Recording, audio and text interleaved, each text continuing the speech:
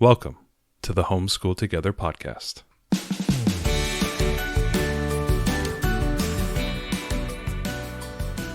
Where one working mom and a stay-at-home dad help you navigate the nuts and bolts of the growing and dynamic world of homeschooling. With a focus on early learners, like me. All the ins and outs of building and maintaining your homeschool life. Homeschool. Find out tips and tricks to make things like this easier. I'm reading. And ultimately, enjoy educating your kids. And what's that last thing? Have fun together. Did I do good, Daddy? Yeah, you did, sweetie. Good job. Hello and welcome back to Homeschool Together. I know everybody is still recovering from eating all that turkey a few days ago, and potentially, I'm going to see how bad of a person, I can be.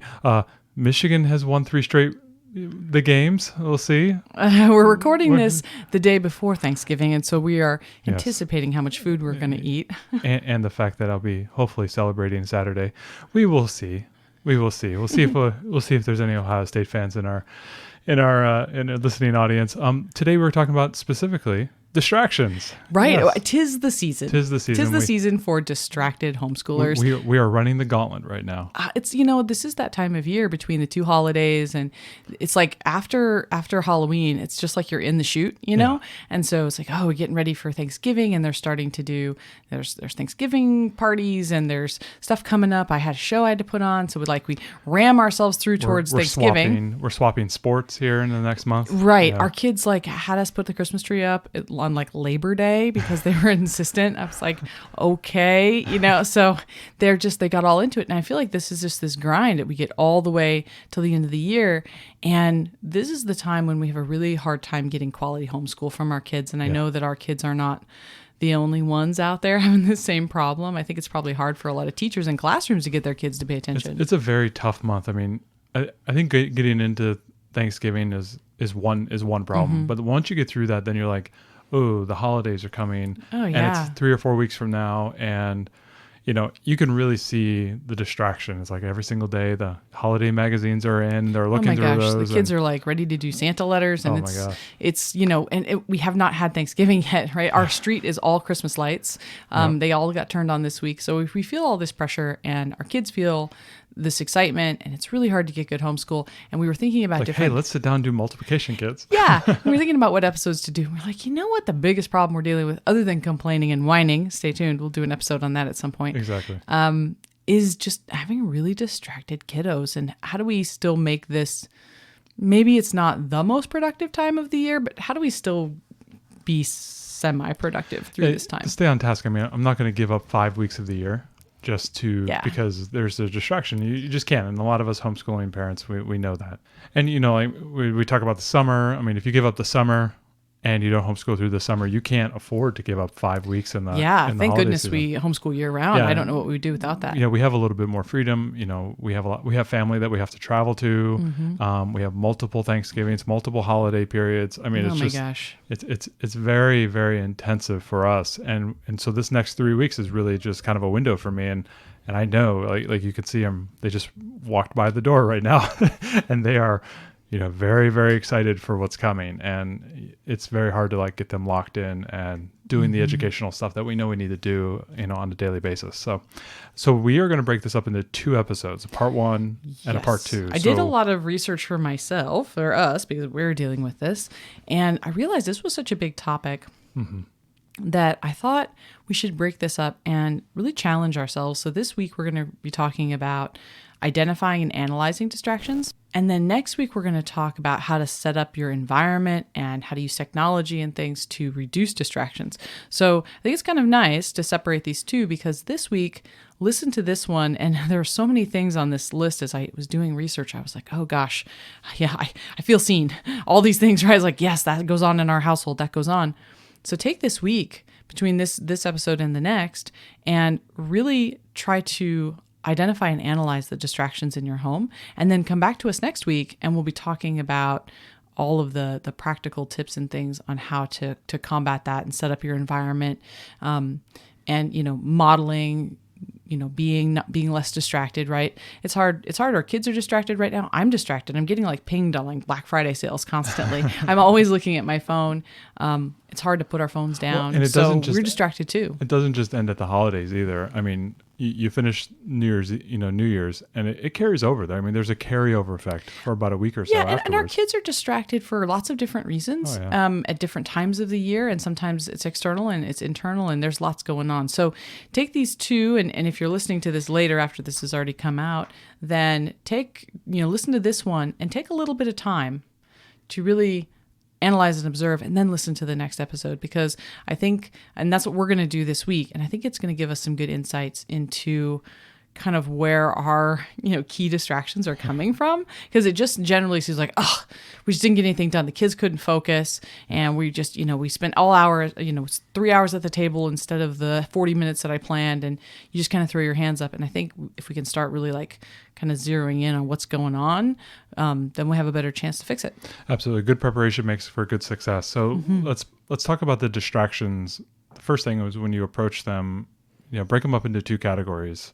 This kind of external distractions, things that are impacting your child from the outside, and then this idea of internal distractions, things that are coming from within that may be distracting them from the things they need to achieve. Right. So your externals are going to be the baby or toddler that's making a bunch of noise, and so your older student can't focus, or the clutter in the homeschool space, so that their eyes are drawn to other things, or a TV overscheduled, or things of that nature. Yeah, but even overscheduled might manifest when you're doing your homeschool as an internal thing, because your kid is really wound up about the things that are going to be happening later and excited about all the things that are going on. Or maybe the internal stuff is they are having a lack of focus or a lack of energy. They've got a learning challenge. So there's really these two separate things, and they involve very different approaches to solve them. So kind of in your head, think when you're looking at something like, is this external or is this internal? Because externals are things we can do a lot more about, and internals take a bit more effort, I think. And one of the things when we are looking at distractions, we can think of that as almost like the illness. And in order to find that is sort of like kind of through a symptom. So what is the impact? We see the impact, and then sometimes we have to essentially reverse engineer the impact and try to find out what is that root distraction. Right. If you see your kids like eyes drifting off, you're like, okay, they're clearly distracted. But sometimes why are they distracted? Yeah. Sometimes you don't know that it's a distraction and that's what's going on. So you're right. You can kind of look at these symptoms. So the first one would be that they have reduced concentration and focus. I think that's the kind of the general easy one to notice when their eyes are like going off into space as you're trying to talk. So really it's anything that's diverting their attention away from the learning task that you've got, reducing their concentration, so lack of focus. And that means that they won't have a complete understanding of the concepts or the topics that you're teaching, and they can't use all their critical thinking skills because they're not fully engaged. They're not even present, like they're not there. Yeah. We want to kind of, and that is a symptom of many different problems, right? That could just be, I'm not interested in the subject today. I'm tired. I'm hungry. Like we know there's like a lot of reasons for that type of thing, but that is something that maybe the first thing we would all see. Right. Yeah, absolutely. Then then the idea of like memorizing things, impaired memory. Right. And so the retention of like learning that you thought they were paying attention. They were looking at you. They were nodding. And then later you ask them about it and they have no idea. How often does that happen to all of us? Where you're like, oh, you weren't paying attention to anything I was saying, right? They're looking right through you. That's right. So if you're noticing that, you've covered something often enough and, they seemed engaged, but they weren't. Time. Why are we still having trouble with time? So it really, when they're distracted, it really affects their ability to memorize and recall that info. That's a good symptom to look for. I saw this acutely today with one of my daughter's friends. I said, hey, we got to go down the hall there to the left. And she's 8. And she says, which way's left? And I go, okay, I'm going to help solve this problem. What hand do you write with? And she goes, I don't know. And I'm looking at her like, are you kidding me? You don't know. She goes, I don't know. I go, can you lift up the arm that you write with? And she goes, I don't know. Like, you're not even listening to me. She's so distracted, right? Right. Well, yeah. Everything was busy. There was lots of people around. And I'm like, okay, let's pretend like you're writing your name. And she's like this. I go, okay, that's your right hand. Let's go to the left. The left is the other one. And she's like, okay. I'm like, okay, the bathroom's right there. Just go to the bathroom right there. It's like, so like, I'm so distracted. I deal with this a lot with the Girl Scout troop where I've been talking with the brownies about, okay, guys, so we're going to do this. We're doing our senses badge. We're learning the 5 senses. So we talked all about different kinds of senses, and we had a big discussion about it, and we did the whole thing, and we pointed to noses and ears, and we talked about the different senses and how our senses are different. Then we took a trip to this local zoo where they had all kinds of reptiles and spiders and different stuff. And we wanted to talk about the senses in those animals. And I said, well, remember our senses? And they just looked at me like I was like, you didn't get any of this. Like, we talked about it in the last one, but you were so distracted by the other kids. We have a big multi-age troop running around that you didn't actually take in any of this. So I think when you ask them to recall, that's one of the symptoms. The other big symptom is that they're making a lot of errors. So you've covered something. You know that they know this material. You have this happen a ton with our daughter where she knows this math concept. You know she knows it. And she's just making like tons of errors. And so it's like, well, it's not a memory problem because you've done this successfully before. I know you know it. You've done, like, for example, subtraction of, numbers into the thousands, where some of the place values on the top will be less than the bottom, so you need to do the borrowing and the classic long form subtraction, and which I'm no longer good at. I tried to check her homework. It didn't end well, y'all. I am an engineer with almost a master's degree. Hilarious. Cannot do hand long subtraction. It was hilarious watching an 8-year-old go, Mom, do you know what you're doing? Do you know how long it's been since I've done subtractions in the thousands and stuff by hand?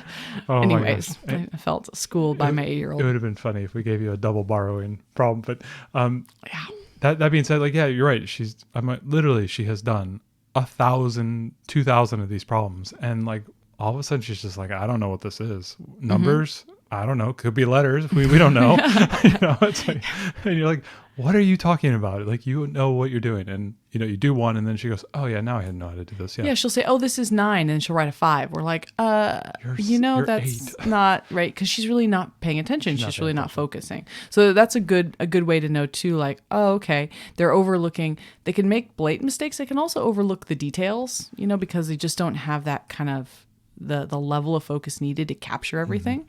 And then there's this kind of idea of an extended learning time, where, things that are taking longer than they should. And right. Cause they're constantly trying to refocus. They get distracted and they're constantly refocusing, or you tell them something and go, do you understand that? And they're like, what? No. And then you got to explain it again. No, the worst is do you understand this? Oh yeah, I do. I go, it's okay if you don't, just tell me you don't. We can do another one.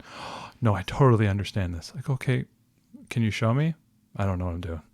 Yeah. And you're just like, oh my God, what are you doing? Well, and so sometimes you're like, is it because you're not listening? You're actively not listening, but I think that they're internally distracted, right? It was funny. I had this conversation with the kids the other day because in the theater, there's a call and response system. So if I say it's 20 minutes to the top of the show, the entire cast and crew will say, thank you, 20, which tells me that they heard me and that they heard that I said anything, and 2, that they know it's 20 minutes. So when I said the other day, I was like, we're going to go to bed in 5 minutes. The kids looked at me. I go, when are we going to bed? And they're like, huh? I said, you know what? In the theater, you would say, thank you, 5. And I taught my 4-year-old how to be like, okay, it's going to be 10 minutes until playtime. She's like, thank you, 10. It's like, great, because I'm checking that they're not distracted, that they're following and they're listening. So it's kind of funny. Another thing that I see when in the distracted thing sometimes for me is, I'll have been doing some ancient civilizations. We'll do some art. We'll do a little math. And then I'll start doing reading. And I'll realize, holy cow, we have not taken a break in an hour and a half. I need to get this kid a break, right? We've been sitting here. She's been so diligently working. I've been, flipping between things, and that's been keeping it lively and exciting. But then all of a sudden I realized, oh my gosh, we've been here for a while.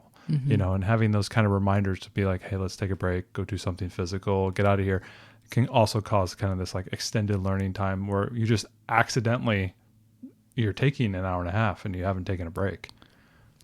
And because we're going so long, all of a sudden there's she starts having frustration or she starts doing things wrong. And I'm like, well, what's going on? And all of a sudden I realize, oh my gosh, we've been going for such a long time. Right. Yeah. At some point, you can, it's not like necessarily the entire lesson is distracted Yeah. or the entire lesson. Sometimes the entire lesson is focused, but sometimes it's like, oh, you got really good focus at the beginning and then you lost it somewhere through the middle. They got that distraction. If you keep having this happen where they're not really getting the concepts and they're not retaining it, eventually it's going to snowball on you. And then you're going to get decreased academic performance. And this is a lot of times what will happen in schools because they don't see it right away. The teacher's not as close to the students, right? They've got, 30 kids in their room, not as close as we are to our students. And they don't know that the kids didn't understand. They, whatever the reason, distracted, or they had a learning challenge or whatever, they didn't get it then, and then it persists. Then all of a sudden they get way behind. And this is one of those areas where I think we're at a real advantage. It can feel very personally frustrating to us because in the moment it can. In the moment you're working like one-on-one or one-on-two with your students or whatever, and you're looking at them and you can tell that they're not paying attention, and it's so frustrating.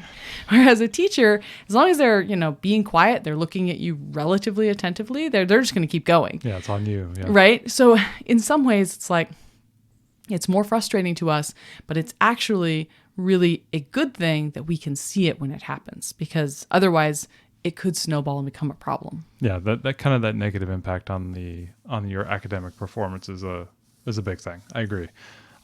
Moving on to like just in general diminished motivation, sometimes we can see our learners just kind of grinding all the time, that they just maybe are uninterested, or you're something that they were interested in, they're not interested in anymore, or you just feel like the curriculum is slogging or something like that. There's just like a general malaise that where we have a lack of motivation just on a day-to-day basis can be a symptom of like a whole number of problems. Right. One of which could be that they were distracted and they lost the thread of what they were learning, and now it's challenging. Yeah. Certainly. Yeah, that's something I've seen before right. too, where like you're starting to get into material that might be a little bit more complex.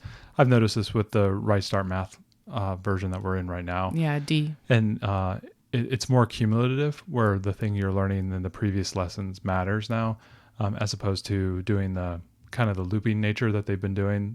We had like a run of like 10 or 15 lessons where every lesson kind of built on the previous one in some respect, and then maybe it looped back into something a little bit different or whatnot. With some of the earlier curriculums, it was maybe only like a 2 or 3 lesson stretch, where then all of a sudden they would loop into something different, and then maybe they would come back to that concept. This one, I've been noticing like we need to keep it together for a while, because they're starting to take for granted things that you should know back here, like on 10 lessons ago. Oh, we're starting to learn our multiplication, right? And you're just learning, what's 8 times 7, right?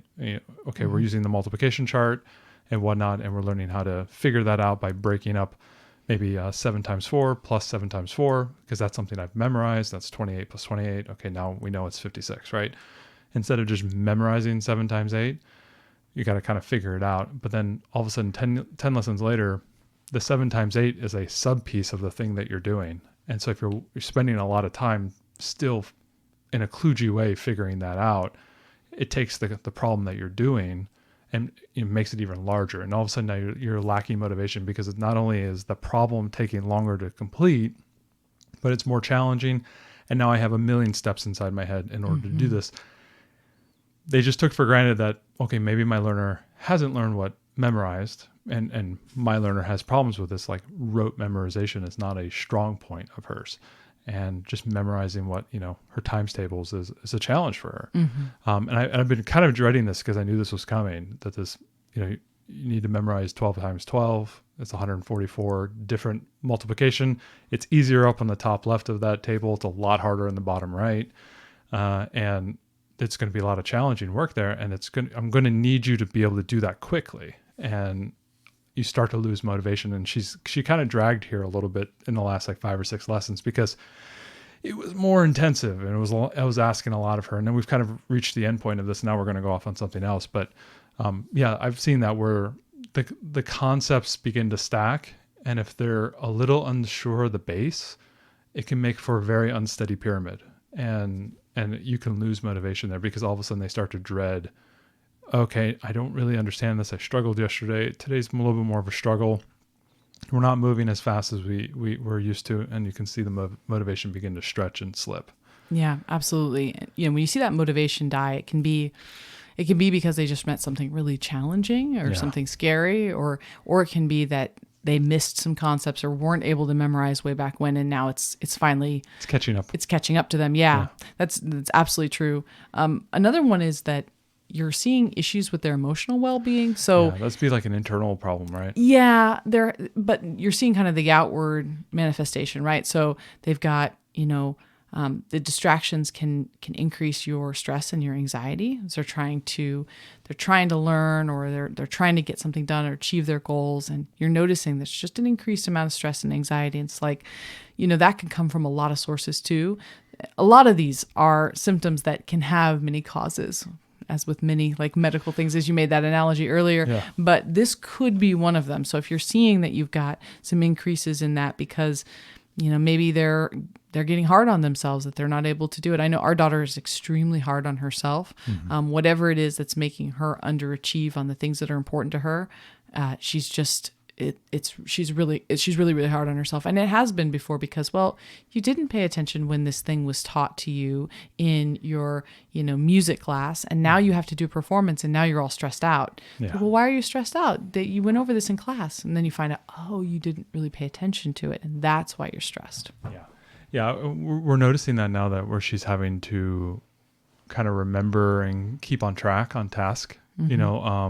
Oh, did you fill out this sheet for this class that you're doing? Did you remember to do this lesson for your music, lesson? And did you practice your basketball today and whatnot? And it's so many spinning plates, and you can start to see like things are slipping through. And then she gets a little frustrated when she realizes that, on the day before her sewing class or whatever, that she needed to do this thing, and she just totally forgot about it. It lapsed the whole week. It's kind of funny. Like we're starting to get those kind of cliche experiences of like, just like parents would with normal school. Oh, Mom, did you know that tomorrow's a science experiment, a science fair, and I haven't done anything? It's like that type of thing is now beginning to happen to us a lot. Last night we were sewing a sock puppet because she's like, oh yeah, well, the performance is tomorrow. We're having a sock puppet play.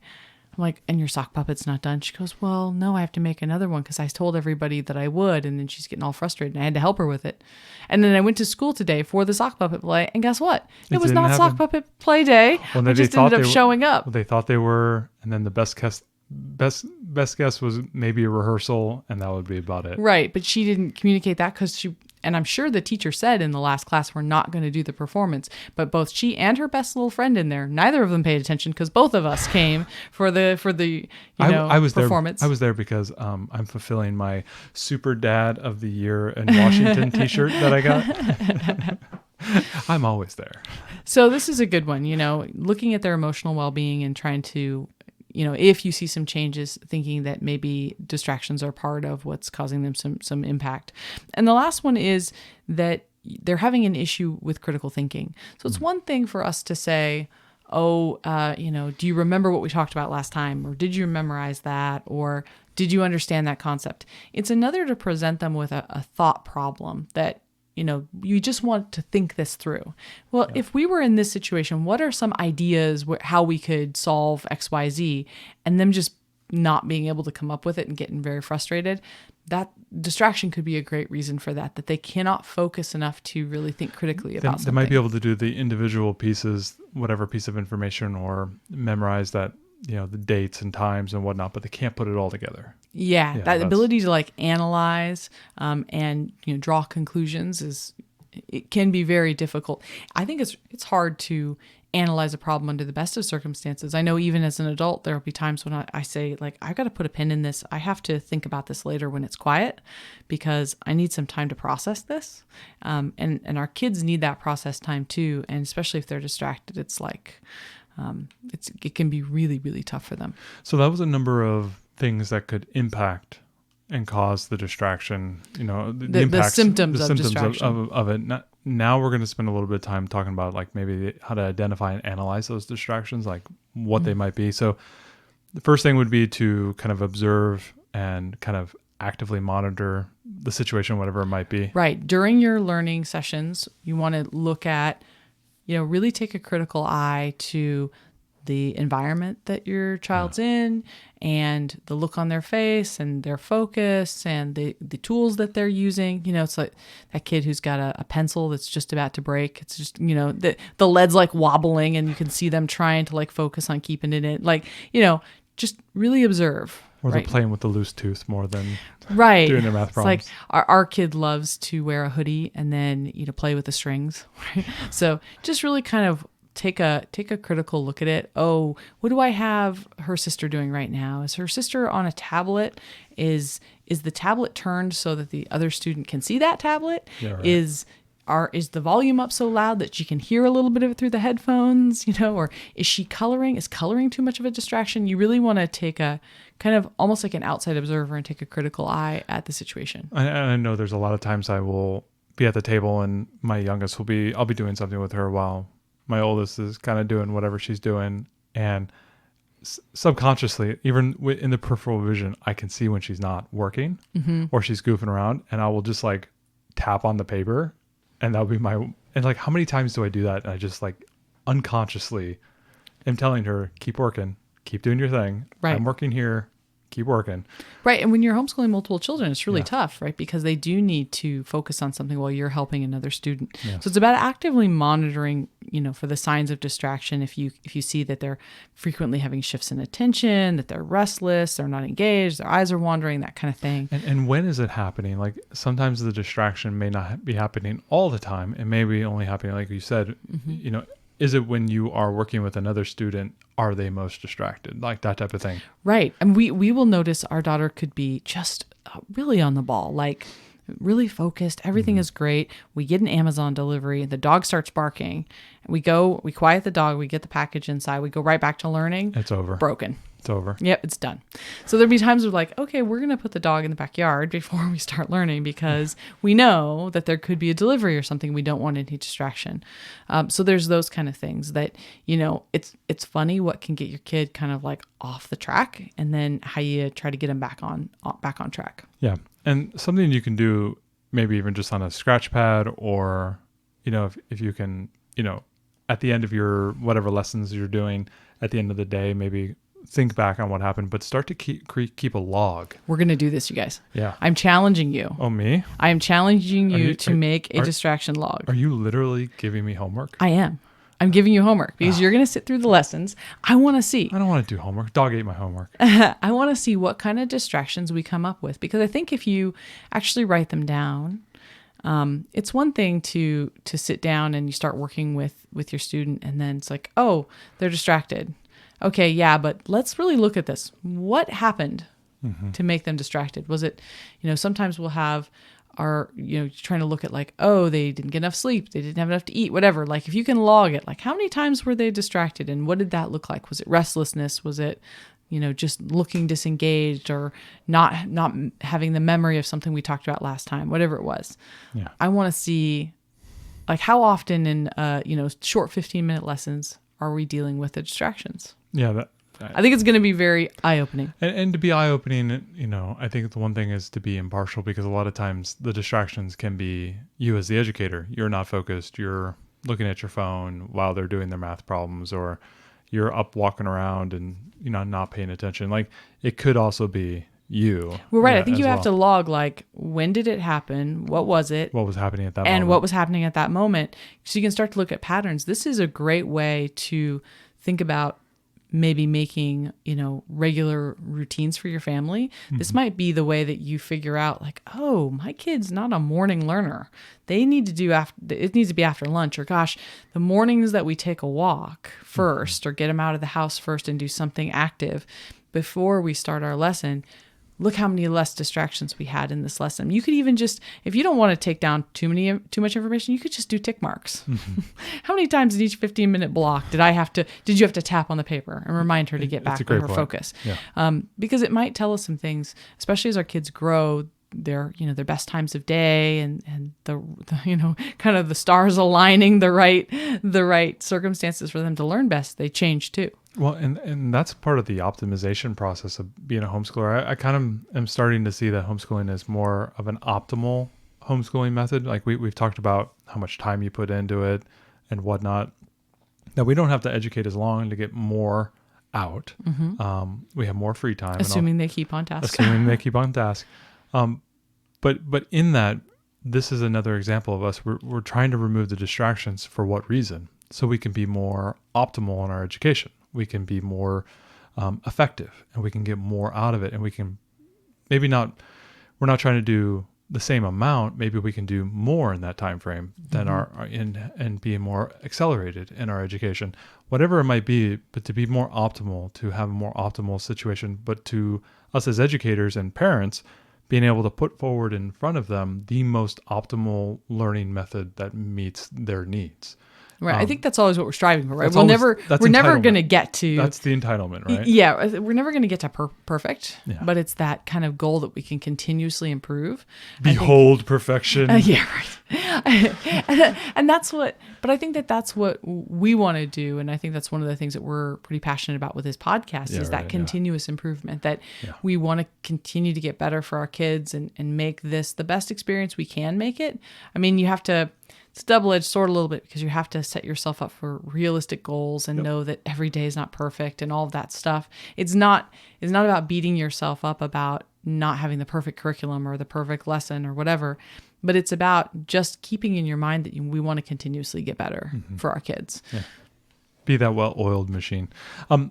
Another thing that we've always talked about is, especially when they are not as young, I mean, obviously kindergartners and whatnot, but once they get a little bit older, it's really nice to actually begin to get their input, have them be the feedback mechanism back into your learning as an educator. You know, what are things that are bothering them? You know, in a moment where it's really distracted, to take a deep breath and say, why are you distracted? Instead of saying, stop being distracted and do your work and start to create that confrontation, step back and say, hey, you know, tell me what's wrong, because that's something I've always told our oldest. Right. I'm like, you have to tell me what's wrong, because I can fix it. I can fix 99% of these problems. If you just tell me what's wrong, I can change something up. Like, we can move over here. We can do something different. I can lift the house for you. You know, whatever you need, I can do for you. You just have to communicate to me. And sometimes when we don't have those open lines of communication, or if we're struggling, that can be difficult. It's really nice to kind of bring them in and have them give you some feedback, because sometimes that might be the shortest way to stopping the distraction, which is them saying, I have an itchy tag on my shirt. And it's bothering me. It can be very simple things, you guys. Yes. Yeah. And sometimes if you're not right in that place in the moment to ask, you can always kind of interrogate that afterwards. And sometimes I sit down with our daughter quietly later even that evening and say, Daddy told me that, homeschooling was kind of rough today. What was going on? I was really tired, or I didn't feel well, or, whatever it is, or it's really hard, or I didn't remember this piece. You can sometimes get a lot out of them later. Especially if the distraction ends up frustrating them too, then it's hard to really pull that info out. Yeah, exactly. Then beyond that, getting their input, but also understanding how your learner learns and their learning styles and the things that they enjoy and the things that they need. Taking that into consideration is super helpful. I mean, like kind of with my story earlier, when you forget that, like, hey, things are going good and you're working too long, forgetting to take a break is hey, my learner needs breaks every 40 minutes. And snacks and things like that.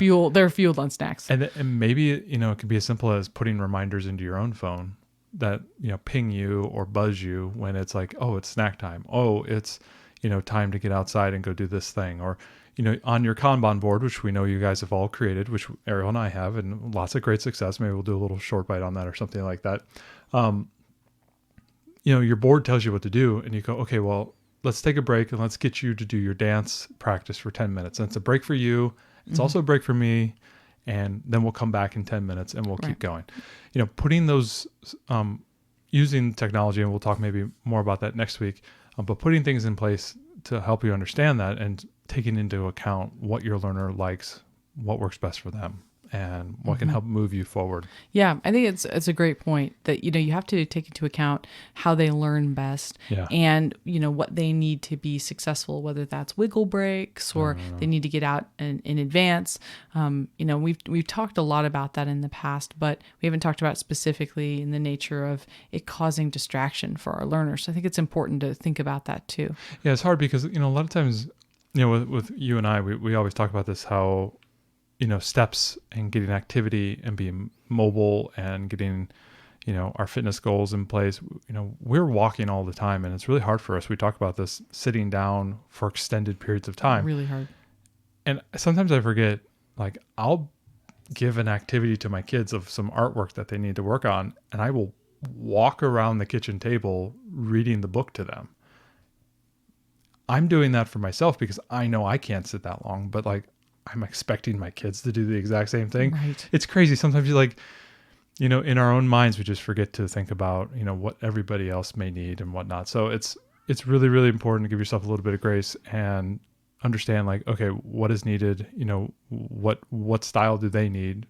Just like you as an educator may need something, or you as a parent may need something, those kids may need something as well. So just to consider that as well. Right.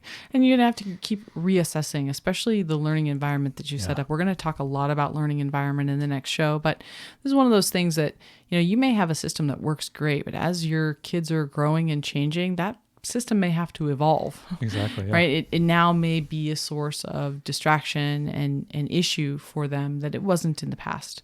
So we've definitely noticed things change. I mean, I think that's kind of the hard part, is that we do all this stuff, as you talked about, to optimize, really dial it in for our learners, and then they change all the time. That's not fair. Why do they do that, Ariel? Yeah, why do these kids keep changing? I just figured this out, I know. And now it's different. So I think that's why that regular active monitoring is really important. And one of the things too that is a big distraction source is technology. Oof. We use technology to great advantage, but it can also cause issues, especially with screens, and we have some kind of like lingering impact of screens with our kids that, if they had screens in the morning, they don't tend to be as focused as we need them to be later, as if they had just gotten up in the morning and played. So there's kind of some different things. I think screens tend to be a reward, end of the day cool down, as opposed to something in the morning. It works much better for us that way. Yeah, it doesn't. So I'd say use technology wisely. There's times when technology can be great, and our daughter loves doing like IXL, and our younger daughter loves Khan Academy Kids, and there can be lots of great stuff with it, but it can also be a source of distraction. So I think when analyzing it, you have to really look at kind of that weigh the cost benefit of that piece of technology. Like, okay, it's great, they're doing fabulous at IXL and their reading is really accelerating, but the moment that they do it, I lose them for the rest of the lessons because they're so distracted. So you may have to, and we're going to talk a lot about some technology strategies on the next episode, but keep technology really in mind, because we're definitely not in any way an anti-technology family. We've got tons of tech and we think that it's great and it's very useful for lots of things, but it can be kind of a double-edged sword. Yeah, there's just effects in using it wisely, as opposed to, generally applying technology everywhere and, seeding the ground in some respect that the technology is determining what is happening, as opposed to you using the technology to your advantage. I agree with you on that. It's just, I think it's a matter of thinking, and I think we're going to explore that in the next episode.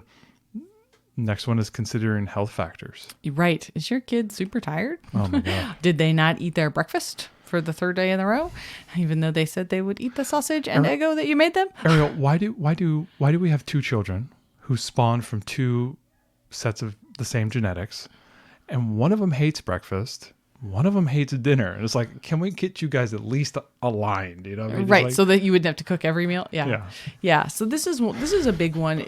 Is your kid feeling tired, sick, hungry, didn't get enough protein? We notice differences when our kids don't have enough protein with breakfast. So there's a lot of health factors to consider.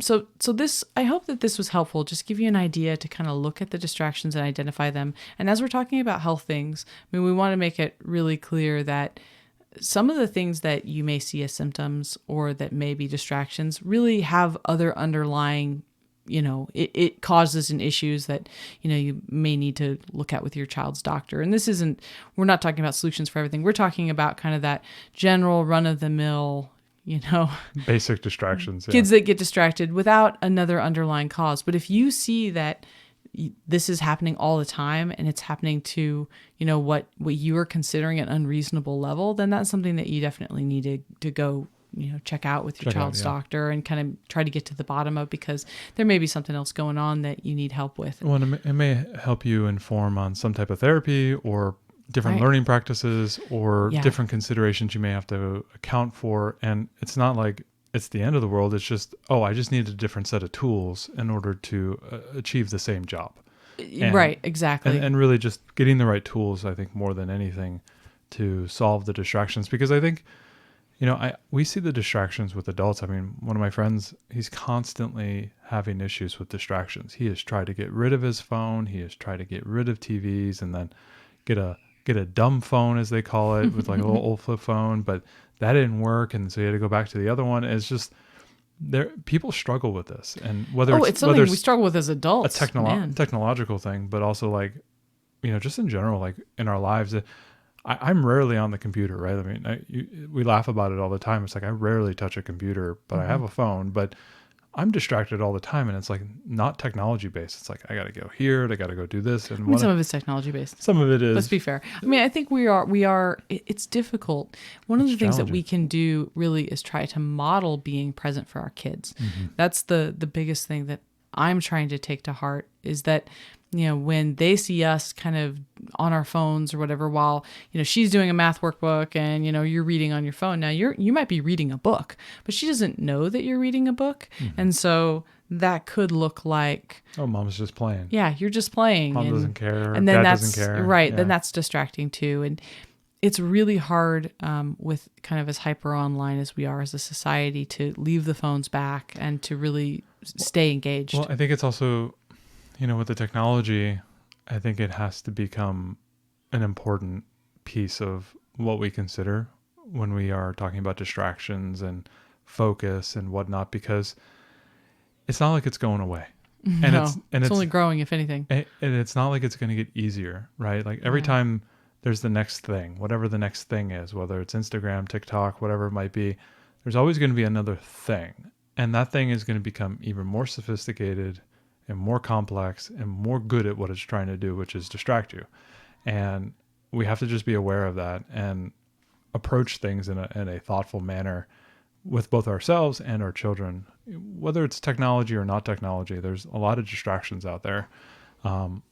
We just have to think about what we're getting ourselves into and approach it in a thoughtful manner, I think, is the best way to go. And, not like we're going to always succeed, right? We're not saying we're going to be the best, but if you're aware of it and if you're aware of the problems, because I think distractions is probably, outside of like some type of disease or physiological thing, when it comes to education, distractions is the biggest problem. One of the biggest problems. What's the biggest problem when it comes to working? How often are, teaching people knocking on the door at your cubicle and asking you a question. It's boom. I don't know like the exact thing, but it was like the minute you get interrupted, it's like a 15-minute loss.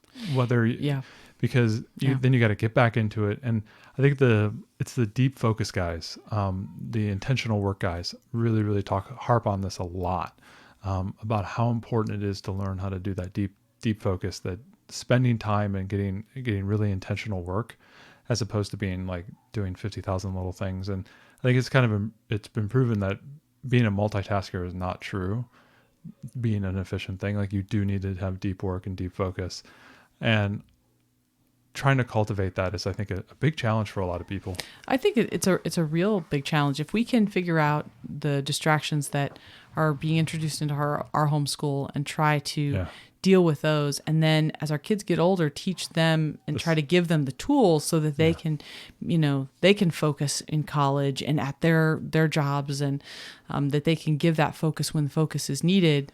It almost feels like, I think that will be really good. It almost feels like the distraction, or like what you said, giving them the tools to attack distraction is almost like, it's almost like a critical thinking or a math skill or a reading skill. Totally a skill. It's just another skill that they need to have should be one of the, the panoply of skills that they need to have in their tool belt when they go off into the real world.